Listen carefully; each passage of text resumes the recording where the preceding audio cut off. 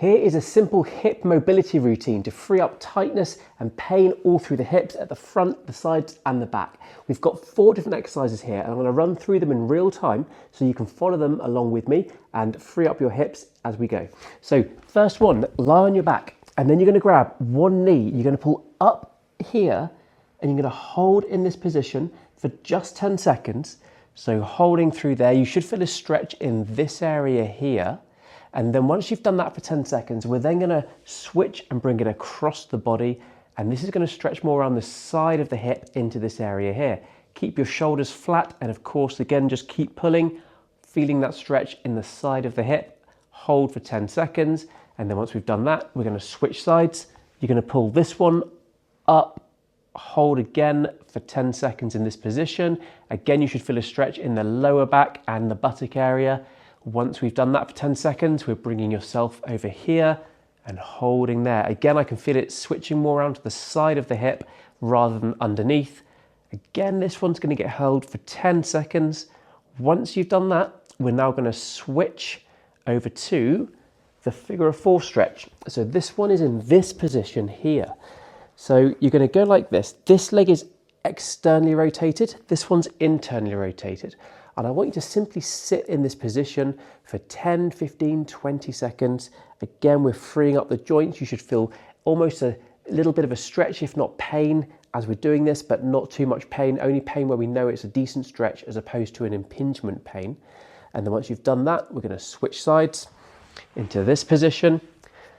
Again, it's a simple one. You're just holding it there in this same position, externally rotated here, internally rotated there. Of course, the previous stretch was flexion with going across the body.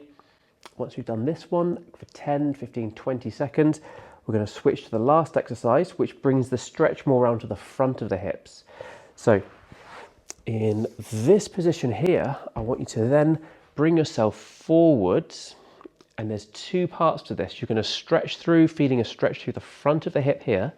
Once you've done this for 10 seconds, we're then going to switch yourself over so that you're moving in this direction in there. And I can feel it more on the inside of my knee now. Sorry, inside of my hip. So around the groin area. So you're going to stretch in this position again for 10 seconds, 15 seconds, around that kind of level. Once you've done that, you're going to switch to the other side. So it's going to look a little bit like this. I'll do this one face on.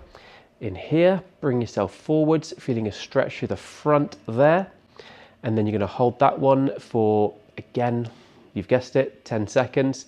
Once you've done that side for 10 seconds, you're going to step yourself further apart and bring your body over here. So you can feel that more on the inside as opposed to the front now. The reason why we're only holding these stretches for 10, 15 seconds is because there's quite a few of them.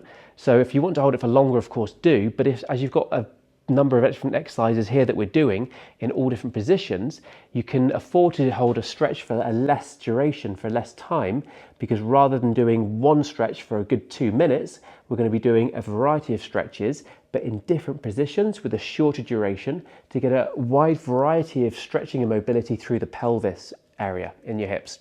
So give those a go. If you have any questions, pop them down in the comments.